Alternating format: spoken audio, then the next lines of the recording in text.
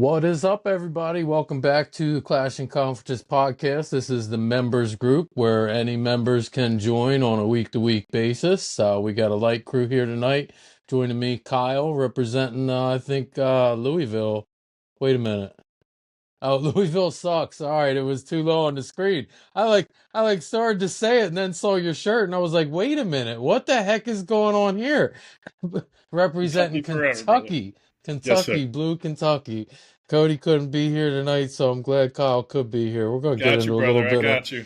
a little bit of NCAA March Madness and see what state of Kentucky report is given by Kyle this evening. And also we're gonna get a little NFL free agency. So Kyle's gonna rep a little bit of Eagles tonight as well, I think. We also got Paddy.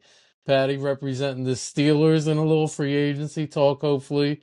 Still looking for a quarterback, I believe. As of this hour, we are, but I'm Yeah, sure all we'll get to right. that. It's got to be getting close.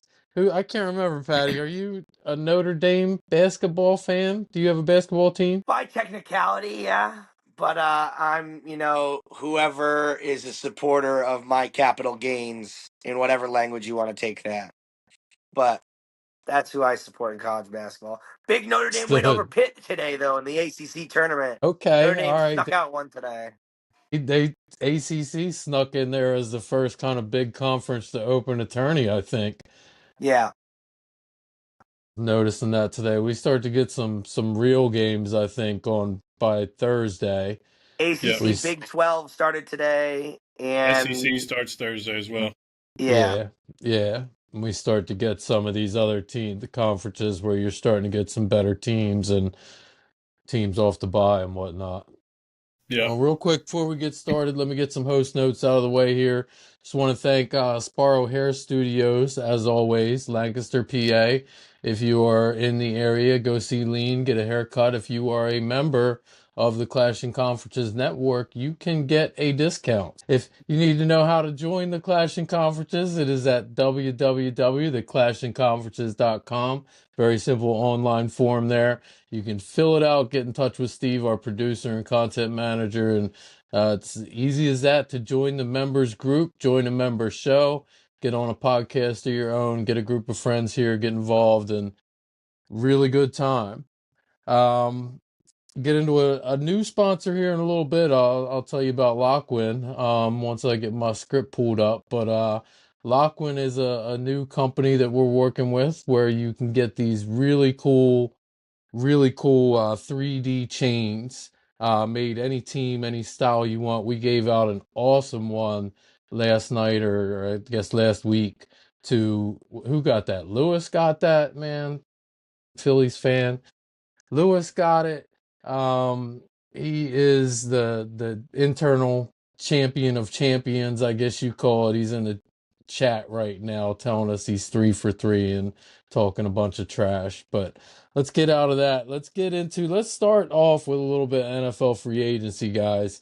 Both of your teams are heavily involved in certain things. Patty's team is out there still looking for that quarterback. Kyle, I think between you and the Niners, you lost the whole defense and could probably field a pretty good defensive 11 squad out of the guys that came out of those two teams. It's crazy. But Howie hits on the draft. We've been talking about it all day in the chat. I don't know. I can't remember which chat. There's too many chats in this group. But there's been a lot of talk today about how Howie can fix everything, and Eagles fans don't seem to be too worried. Kyle, what's your take? I'm not worried yet. Uh, we knew we were going to lose Sweat. We knew we were going to lose Williams. Even trading Gardner Johnson, that didn't really concern me based on the future years. So I think they got a bunch of young guys that it's time that are still on rookie deals. Sidney Brown's still on a rookie deal. It's time for him to earn his money. Keely Ringo's still on a rookie deal to play cornerback. So, and Howie does hit in the draft. What he's doing too, he's banking comp picks for next year based on this. He has 11 picks Mm-hmm. in 2026 already, which he's not going to keep all those picks. He's going to use those as collateral. And he has 4 fifth-round picks this year that he'll end up trading and probably moving up. So I don't think they're done yet. That's the thing that everybody's freaking out about. I mean, today's Tuesday, NFL free agency technically starts tomorrow, right? The legal Yeah, tampering yep. period was Monday. So this is all speculation right now with some of these guys. Like they said, Slay's going to Pittsburgh. I don't know if he's going to go to Pittsburgh or not. We'll see. There's been rumors out there that's saying that it's not a done deal yet and all that. I think he's going. He already said that he wanted to play for Tomlin. But irregardless, I think the Birds, man, I got faith in Howie to do the right thing. I didn't think he was going to overpay for a lot of these guys because he has a bunch of young guys that can fill in those gaps. So I'm anxious to see what he does in the draft. And I don't think he's done from a free agent standpoint, but I don't think they're going to make a big splash. I can see them getting a lot of these 1 year guys like what they got last year with Zach Bond on prove it deals because that seems to be their MO lately.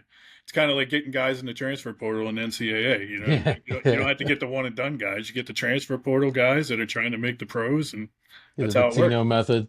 Yep, exactly. So I'm looking forward to it though, but I'm not panicked yet. And here we are a month away. You know, a month ago we just won the Super Bowl, so I'm still living high. Yeah, yep. Yeah, you get a little bit of leeway after Yeah, you win the Super Bowl on what exactly. happens a month or two after that, at least. Yep, I yep. saw a list today of Howie's last 5 drafts, and it was just talking about the first 2 rounds. But I mean, out of 10 guys, like 8 or 9 of those guys are like big pieces right now.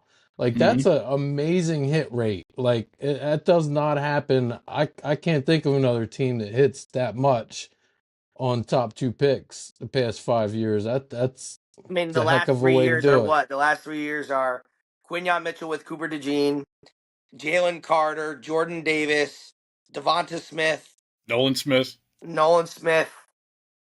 Like that's just that alone, without even thinking the others off the top of my head, is Well, you got Landon crazy. Dickerson, Cam Jurgens. You got like half the offensive line thrown in there Cam too, Jurgens right? was in So there. Yeah, yep. that Goddard. I mean, helps. it was a while ago, but Goddard was a second round pick. I want to say. Second round pick. Yeah. It was the year after It's they won the just Super Bowl. that's a heck of a run of that many years without really missing at all. Yep. So, they always say he's a master of the cap, but I mean, the cap really has nothing to do with evaluating talent, right? So I think in the draft, I got faith in him to do the right thing and draft to what the coaches need, right? I think they got the offensive guard from Houston in the trade with Gardner Johnson, and that was a guy that Stoutland liked coming out of the draft. So has he been great in the NFL? No. I think he was rated second to last for offensive guards last year. So he's Neither was not Mekhi good. Becton. Neither was Correct. Mekhi Becton until he came to Philly. And So it's low risk, high reward, right? He's on last year of his rookie deal, right? So if has a great year, maybe extend him, but you get a good year out of him. So we'll see what happens. I definitely think that means Becton's not coming back, though, in my opinion. But we'll see. He hasn't signed Yeah. yet, so we'll see what the market is out there for him for a tackle that played guard last year. You know what I mean? Like that's not everybody has a Jeff Stoutland on their team. Patty, before I let you get to the Steelers, I gotta say your general sports knowledge is amazing to me. Like you just rattled off like 8 or 9 of the Eagles' like most recent top 2 picks as a non-Eagles fan. Like I mean, like where do you come up with that? I don't know. I just feel like first of all, I think I love football. I think when people say hear that I love football, I don't think people know how much I love football. Like not just pro football, just football. Like if you are on my Twitter, if anyone follows me from this podcast on Twitter, like I host high school football Fridays every week. Like we host a discussion on my Twitter and everything like that. Like I'm obsessed with football. I'm a football junkie. So that comes with like I don't know. I feel like when you get that deep into things, you got to know these guys, not just because whatever, but like when you're on sports talk and you want to be a part of like genuine sports talk, I think that having knowledge of where people or how people's strengths are is like huge. Like I was a big proponent of Zach Bond earlier in the year. I want to say we even like touched on him in one of our rotating members podcasts, like obviously when I first kind of came around, but like I don't know. I take that as a big compliment, but I'm just like I'm a film junkie. It doesn't matter if it's NFL, college, or high school. Like my football kids at high school, they are like you're weird because we'll do film on Mondays and we'll see how much like film we watch, and it'll be like, oh, this kid watched 45 minutes. Oh, this kid watched an hour. I'll be like, Coach Bailey watched 13 and a half hours from Friday to Monday of film. Like, that's just how I just always been that meticulous and everything like that. And I don't know, that's just kind of where I've been. So I appreciate you saying that, Mike. You're welcome. Well, tell me a little bit about your own team. What's going to happen with this quarterback situation? What's your I am prediction? neither I am neither anti Rogers nor pro Rogers. If he comes to Pittsburgh, I'm fine with it. If he doesn't come, I'm fine with it. I think that if he does come to Pittsburgh, I hope it's under the guise that it's not his team, that this is Mike Tomlin's team and Arthur Smith is the offensive coordinator, and I would love to Rodgers to contribute to that. But I didn't love like the Rodgers takeover in New York. To me, that kind of like soiled some of his Green Bay legacy to me, where like he always kind of like moaned and groaned about never getting talent in Green Bay, and then they fed him all this talent in New York. Like they drafted guys, they traded for his guys, they brought in his guys in free agency, and that didn't, obviously with the Achilles injury factors into it too, but like that didn't lead to success. So I don't want GM Aaron Rodgers if he comes around. That's my only quote unquote downside for him. But if I get the quarterback Aaron Rodgers, what he looked like in the last 6 to 8 games last year, I'm fine with that. On the other side, I think people look at that DK Metcalf deal, not just the trade, but like the deal he signed, $30 million a year afterwards. An overpay in the NFL is only an overpay for 2 years because of the salary cap. Hmm. That's just how the NFL works. You are going to pay a guy a value, and in 2 years, that's going to look like in 2 years when Jamar Chase is about to sign. I'm not comparing DK Metcalf and Jamar Chase; they're two very different, receivers, and Chase is on a whole nother level. But like that Jamar Chase deal is going to make DK look stupid cheap. There's going to be a rookie, whether it's Neighbors or Marvin Harrison or something like that. In 3 years, it's going to get a $45 million deal because that's what the NFL does. The market goes up. Always goes up. Yep. And so I'm not right. People are like, oh, wow, that's a lot of money. In 2 years, it's not going to look like a lot of money. And that's where I'm at on it. The only thing is, like, I worry that him and Pickens are similar receivers. Not that they can't coexist, but that they're both vertical threats. They're not great route runners. They're good route runners, but they're not perfect route runners. So I worry that they have to scheme them open in certain ways, but I'm definitely happy with the moves they've made so far. I think this allows them to go offensive line again in the draft, which is something that they need at least one more of. Zach Frazier was an an all rookie, second team as a rookie. They have Siamalu, who's been very good, obviously coming from Philly. And then I would like to see Broderick take a big step this year at left tackle for them. Obviously, he had a great rookie season and a bad sophomore season, so we should get a little bit more clear of a picture on him. And then they drafted 3 offensive linemen last year: Olu Fashanu, sorry, he's on the Jets. Troy Fautanu is who they drafted, and like they didn't really get to play him until Game 4. So I would love to see where their offensive line goes, and I think that's kind of what's going to dictate where this team goes in general. Anything else you guys like or didn't like out of free agency from any teams out there? Mike, I think that not enough teams are talking about how much the Bears are loading up at offensive line. I think that not enough team. I'm not saying that the Bears are going to be some crazy threat, but I don't think it's getting talked enough about how much Ben Johnson is loading up for Caleb in a second year I run. don't think they're done yet either, Patty. I think there's a very good chance that we replace one of our tackles at the 10 pick in the draft. I heard they love And Tyler Warren, is what I heard. yeah, I've been seeing that the past 24 hours or so myself. I don't know if I'm a fan of that. We don't I need a mean, tight end. We got a if lot of that, needs. The I Bears know got a you got lot of Komet, needs, but and like one of them's not tight end. rolling that offense out there with those 3 wideouts plus Komet is crazy work. Listen, don't I rule the would, Eagles out for trading up to get Tyler Warren. I Just mean, that would throwing be it yeah. out awesome. there. That'd be crazy too. They're trying to get rid of Goddard. They got Calcaterra under contract. He would be the perfect fit in that system. So don't be He surprised would if they be the try to. perfect fit in that system. Yep, and That's a big they're high jump to on him. come up that high from 32, though. Well, all they need to do is get in the top 10 based on mock drafts that I saw. A lot of quarterbacks and defensive players are Yeah, going in you got that to give first up a 10. lot of capital to go from 32 to 10. Kyle, Uh, he's not a great blocker, but you know who I could see them going for at tight end is Fannin Jr. from Bowling Green.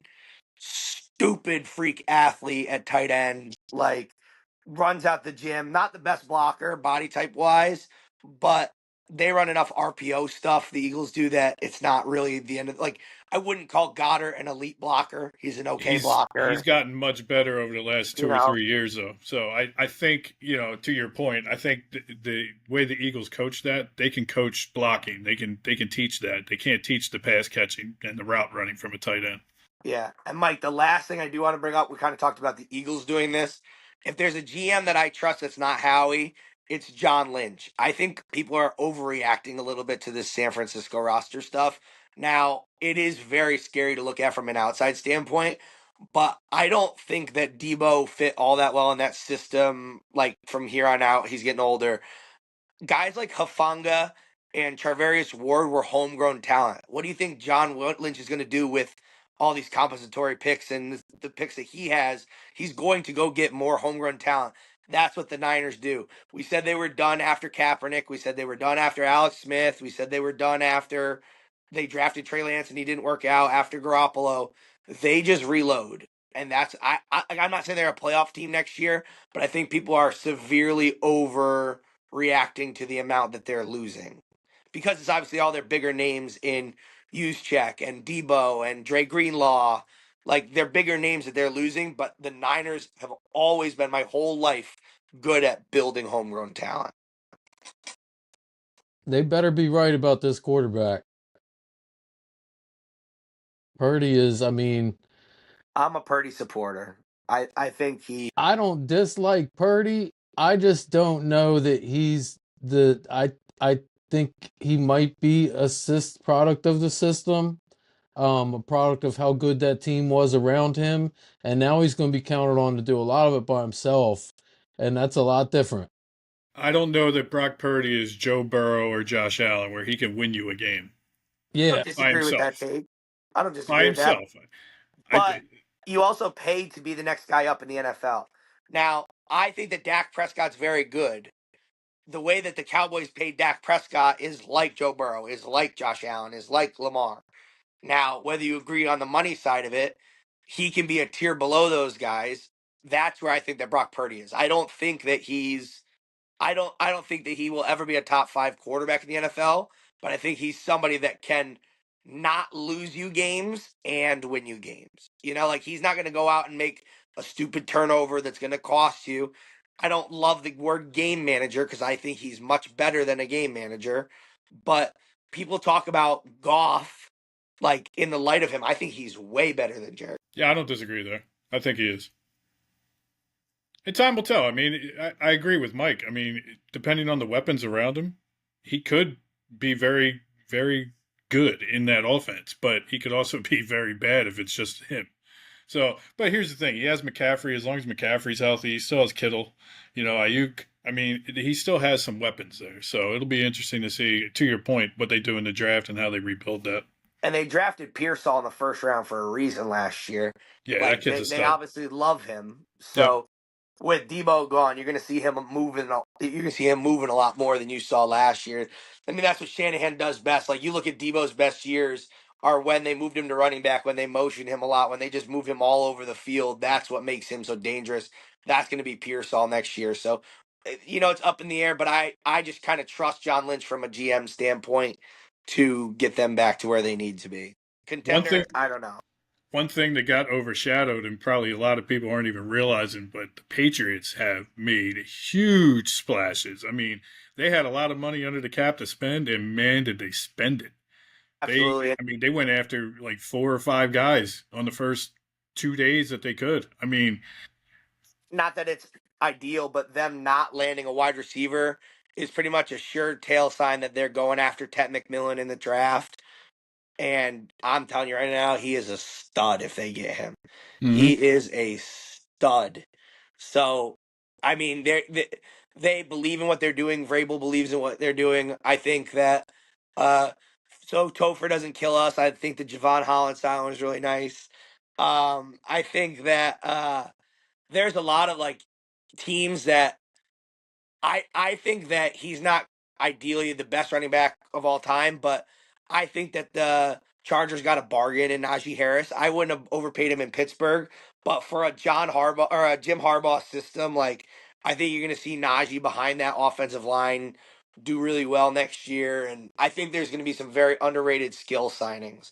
And a lot of what happened was these guys that were supposed to be big splash names, like T. Higgins franchise tag, Chris Godwin goes back to his team. Yeah. Like a lot of the guys that were supposed to move skill position wise stayed home. Well, we got another big event coming up here real soon. Before we get into that, because you might want a chain for your March Madness team. So rep your team with a custom 3D printed chain from Lotwin. Whether it's a big game day, just showing out, these made to order chains bring some energy. Use code TCCPOD.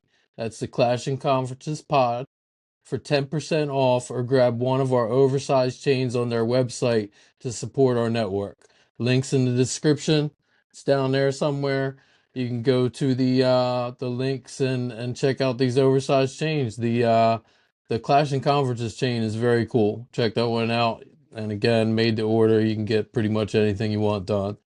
So that being said, we got March Madness coming up. We got championship week going on right now as we speak, with some of these smaller conference tournaments and the first day of the ACC, but I think SEC and Big 12 and Big 10 all kick off in the next day or two. So what are you guys looking forward to over the next couple of days? Kyle, let's start with this state, because Cody's not here, and every week Cody gives a state of Kentucky report. We need a state of Kentucky report. What's going on out in Kentucky? Listen, man, Kentucky's primed and ready to make a run in the SEC tournament. I got them locked in as a 4 seed in the big tournament, no matter what they do in the SEC tournament. But they beat Tennessee twice this year. They hung with Alabama twice this year.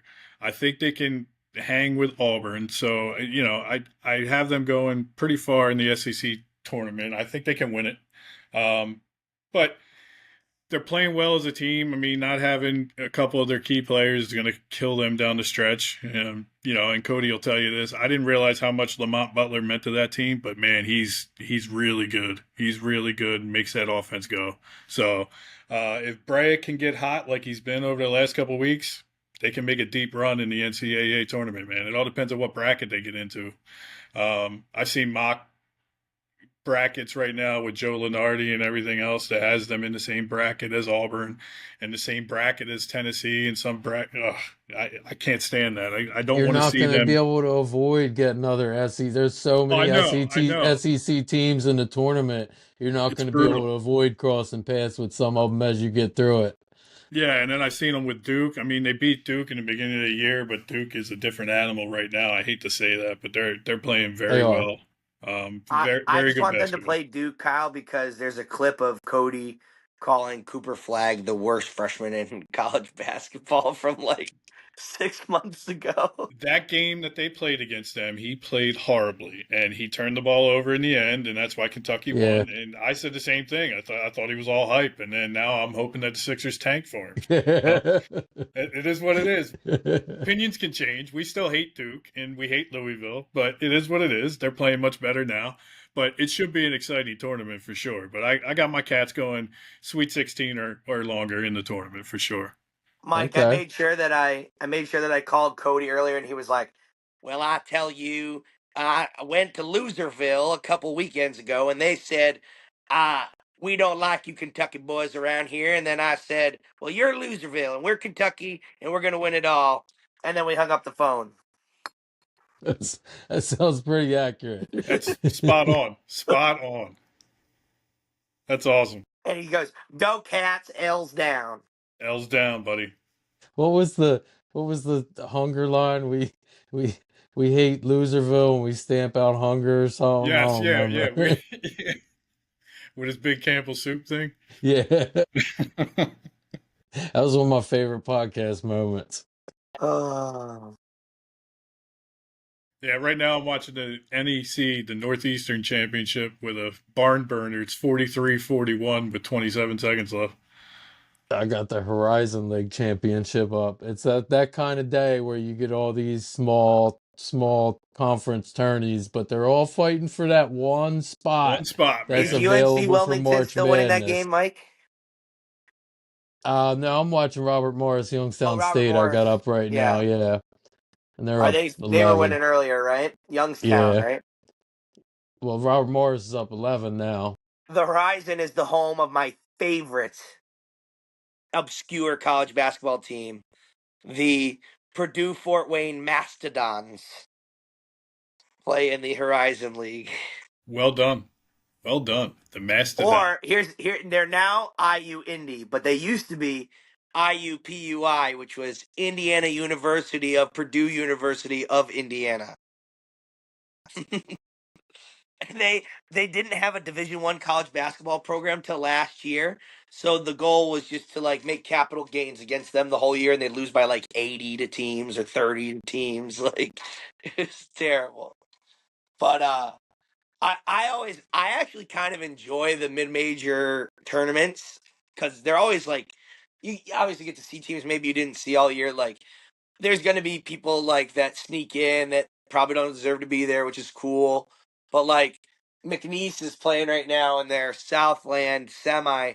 They're a team that could be. They were in last year. They got a lot of Mm-hmm. buzz. They brought back 8 of 10, something like that, which is pretty crazy to do in today's transfer portal and everything like that. So I love seeing like if these teams, these mid majors can hang on when they're supposed to hang on. Because if you can't hang on in your conference tournament and get it done big, then when you go to play, Gonzaga or you go to play even a mid level, you play Mizzou or Mississippi State, you're going to be in trouble. Yeah, somebody was talking about that the other day where, do you in some of these tournaments where like Delaware in their tournament where they were, a 12-win team and they were the 12th seed in the tournament, they knocked off the number one seed. And they were like, well, the number one seed has like two losses. They won the regular season conference title and all that. Do you reward that or do you reward the person that got hot? And I'm like, well, March Madness is about the team that gets hot. You Mm-hmm. gotta keep with that platform. You know what I mean?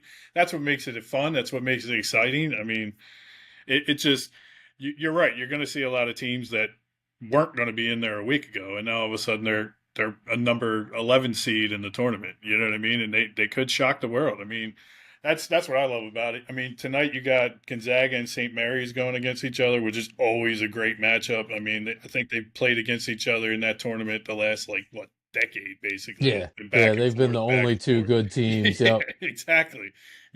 So that And should be Gonzaga's a a fun true game. bubble team for like the first time ever, like a Yeah. true bubble team. Yep, when Kentucky beat them in the beginning of the year, they were ranked seventh, and then they dropped out of the top 25. Mike, what an absolute choke job from North Carolina on Saturday night. Like, are you kidding me? Yeah. Like, oh, Could have had it. not even could have had it. They were up 6 and they lost by 13 with 8 to go. Not supporting my capital gains, I tell you that. It's true. It's I'm true. surprised at that one. What you get? I can't remember what that number was, but 10 and a half. all 10 and a right, half. all right. That's a big one in a rivalry game like that. Exactly. And they I were don't up care what two 7 with teams are 8 to playing. A go. rivalry that big, that's a lot of points. They were up So, 7 with 8 to go. did you watch the beginning of that game where they had the senior, the ceremonies with the jerseys? Now, Davis is a fifth-year senior. Is that why he had a white jersey and the other two guys had the blue jerseys? Do you know that? I didn't No, see it. dude. Yeah, I so did see it, but I didn't really notice that it was a different jersey. yeah, his was white. The other two guys were blue, and I just wondered if that was because he's a fifth-year senior, or maybe it's because he was a captain. I don't know. So I was Maybe wondering that, or if maybe you get to maybe he gets a maybe you get choice to because pick. he was the Yeah, oldest or something like that, and he could choose blue and the others get white or something like that. yeah. I But didn't know if the North Carolina fan knew anything about that. I know he's probably more of a UConn fan than North I Carolina, am but more of a UConn. You know that. I didn't know. I didn't know if you knew. it's going to be It, crazy about this tournament, especially like as we get closer. Next week obviously we're going to have a pretty heavy March Madness episode, I'd presume, with the bracket out and everything like that. But what's pretty crazy about this bracket is you're going to have traditional blue bloods that had terrible years as like 6, 7, 8, 9 seeds. Like, I think that Kansas is garbage, but Kansas was the second ranked team to start the year. and Like, they still have enough talent that they could win the whole thing. and they're gonna get a 6 or a 7 seed and get Yep. matched up with UNC Wilmington in the first round to get a get right game instead of, you know, something Mm-hmm. else. Or even like UConn. Like UConn's probably gonna be like a 6 or a 7. Like they're back to back national champs. I don't care that they've lost 12 games this year. Like Yeah, did you which is see what Hurley said on 60 Minutes? That 50% of his roster is leaving. They're in the really. transfer portal. They already said that they're going to leave at the end of the year. It's Well, crazy. yeah, because Hurley's got a heck of a class coming in already. Yeah, yeah, Just and he just a probably told them freshman that. class, like Yep. irregardless of the portal. So Yeah, they it's some of top these four, other isn't it? kids are Something like gonna that. want out. Yeah, Yeah. yeah, because they ain't going to play. I wonder if, not that I blame this directly, but I wonder if some of the blame on UConn kind of starting the way they started and playing the way they started is on the fact that there was kind of this off-season circus with Hurley, and it's not Hurley's fault, but like, would he take the Laker job? Was he going to stay? All that stuff. Like, normally he's just somebody that's out of the noise. I wonder with him being in the noise if he just really couldn't get in the building the way he wanted to be, and that has caused some issues for them this year. They were in trouble to begin with because of losing so many guys to the NBA. Um, you know, what did we lose? Three guys went in the first round. Yeah, Klingon and the two guards, right? Yeah. Um, So I mean, and we didn't have good freshmen coming in. It probably hurt us in the portal with the whole Lakers thing.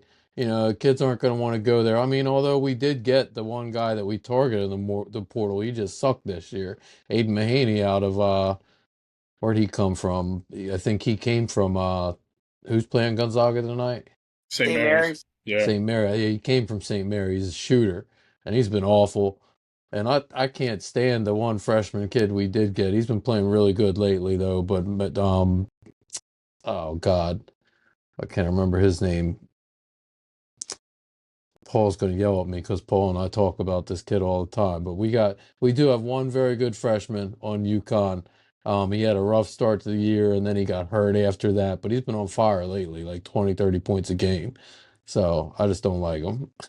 Yeah, But I'm I do have excited for some next bad year. news though for you, Mike, that this pod is canceled because Vermont has conducted conduct negative towards Patty Bailey's capital gains. So officially at the about 40-minute mark, pod's done. Sorry, thank you. March Madness is March Madness canceled. is canceled. Yup, we are But on the same page there, Kyle. Whole March Madness is canceled. um, but I mean, obviously March is so fun, just with Cinderellas and everything like that. My team, I thought you Cinderellas were are going to fun until they want to bust your bracket and bust one of your Final Four true. teams. Then you're like, F that Cinderella. I love, I love Texas Tech this year. I just, if there's a non SEC team that's not Duke that I think can get after some of these SEC teams the way they play, both ways. It's man. If you haven't watched Texas Tech this year, please check them out in the Big 12 tournament. They are stupid fun to watch. They play a brand of basketball that's for everybody. They play defense, they play offense. They're basically if St. John's had 10 to 12 more points on offense every week, that's Texas Tech, and I think they can cause a lot of issues for people. Yeah, that's the thing. I like St. John's. I think St. John's could make a run, but they just don't have the offensive firepower. You know what I mean? So like they need to rely on that defense a lot. And it reminds me of the old Patino Kentucky teams where they're going to full court press you, they're going to hound you on defense and Hmm. try to beat you like that in that like 65-58 type of game. You know what I mean? They're not putting 90 up, but and that's going to hurt them in this tournament because a lot of these teams are high scoring teams. You know? But yeah, the thing is they can play shut down D, but if they have to get in a shootout where not necessarily that they're not playing defense, but they're playing good defense and these really prolific offensive teams like Kentucky, like Alabama, like Auburn, basically the whole SEC, even somebody like Michigan State, who I don't think enough people are talking about, like they just not that they're not good. I think they could definitely make a Final Four run. I just need to see what bracket they end up in first before I make that judgment on how far they can go. Yeah, I mean, I honestly, we can get into it next week, but I think a lot of this year, I mean, this is going to be the year where you get a 5 seed or a 6 seed that wins the whole thing. I could see these top teams even Auburn or Duke or any of these guys just getting upset. Whether it's a Sweet 16 or the Elite Eight, I can see them running into one of those buzzsaws and Yeah, just losing. Like the year, every team this year is capable of losing. yep, just like the year that Butler went all the way to the championship game and almost won. Right? I mean, that's the type of tournament that this is going to be, where a team just it could come out of nowhere and just dominate. As the great John Madden once said, you have to score more than the other team to win because that's how the game works. It's true. It's true. Kyle and I play in a bracket every year where a lot of the points come from upsets. Yep, you get So rewarded based on the pick seeding. exactly, and it's gonna be one of those years where that kind of a bracket is gonna be crazy, I think. It Yep. seems like that kind of bracket could end up in the Paddy Bailey capital gains portfolio. So you just let me know on that end, okay? We'll There's at get you least the going to link. be there's going to always be two 11 over 5 seeds. It happens every year. Or 11 over Yeah, 6 12 seeds. It 5. happens every year. Yep, Yeah. 12-5 and 11 over 6. Happens Yep. every year. But we'll let you know of those upsets to help your capital gains fund. Don't worry. McNeese State, you heard it here first. They're getting it done this year. Love it. I Love don't it. know who they're playing, but they're getting it done this year. I'll take them as the 13 seed. I need At those points. PS, since Cody's not on, Louisville is going to upset Duke in the ACC tournament. I Oh, That would be the only basketball game I would ever hope that would end in a tie. I'm not saying that I could see Duke winning it, and obviously they're very heavy favorites. But I think with how good Duke is, we've lost sight of how good Clemson and Louisville are. Especially like obviously it's a weaker conference, but they don't mess around when they play other teams in that conference. They don't mess around. Like they take. That's what I want to see. If you're in a team that's a powerhouse, when you play the not powerhouses, like take care of business. That's Michigan State does that. Maryland does that. When they're playing the low lifes of the Big Ten, they get it done, and that's what I see out of Louisville. I think that Chucky Hepburn can score with the best of them, coming from Your best Wisco friend. You last love year. that guy. You love Dude, that I guy. do. I'm telling you, I do. But it's I don't like know. That's like Chris's my Josh Allen I man love crush. them. I do. I don't love them as a team, but I love them as like I really do think they're a solid college basketball team, which is what I want to Listen, see in Clemson March. Clemson knocked off Kentucky this year, but Kentucky did get Duke and Louisville. So, I will say those three teams are tough. They're tough teams. So I agree with you. I do love the way that whole conference plays against each other, whether you're the best team or the worst team, it's always a rivalry. It's always a battle. I mean, usually that's how the SEC is this year, but you got like 13 teams in the top 25, so it's hard to really tell who's bad and who's good. You You have know, Yeah, 13 teams in the top 25, and then South Carolina took Tennessee to the wire the other day. yeah, And you have Vandy and Georgia, who are the bad teams, who are bubble teams right now. They're 20 and 10, 20 and 12, 22 and 10 bubble teams at the bottom of the SEC. Like, that conference tournament this week will be as hard to get through as the normal NCAA bracket. You're going electric. to play as many good teams in that one conference tourney just to win it as you will to get through the NCAA. Because if you're a top seed, I mean that first round or two is cake for most top seeds most of The the only time. two SEC teams that I can think of that didn't sniff a ranking this year were LSU and South Carolina. Even Mhm. Arkansas was ranked at one point to start the year with Yep, Cal, Arkansas and is talented. Georgia was They ranked got at some one good point. kids. Georgia was ranked, or at least close to being ranked, and Vandy at least was 24, 25 a couple weeks ago. yep, Yeah, yep, yep. yep, So that's crazy. Two teams not ranked the entire year in a whole conference. yeah, yeah. Crazy. It's nuts. It's nuts. That tournament's going to be crazy. And that's why I think the seedings for like those top 10 teams and even throwing Kentucky in there, the seedings for the big tournament, they're already locked in no matter what happens in that tournament because it's so equally balanced Yeah, that Kentucky got, they're one of the teams with a bye in that tournament, so they automatically go into the second round. If they lose in that game, they're still going to be locked into a 4 seed in the big you tournament. could still move up. Like a team Oh like yeah. Kentucky, if they Yep. were to go out and win the SEC tournament, Yep. they're They could be a bumping up two a seed. line or two. Yep. Yeah, They'll like be a 2 or a 3. they're Yep. definitely moving up. Yep. I just don't think they'll get any worse than a 4. No, I I agree. agree. You know. I think the thing that's crazy, I mean, I don't believe this, but we talk about this in football a lot. Like, and again, this isn't discrediting the Eagles, but the Eagles getting through the NFC, especially no Lions, was on not the easier side, but was probably the easier path than the AFC. We talk about this a lot in baseball. We talk about it a lot in football.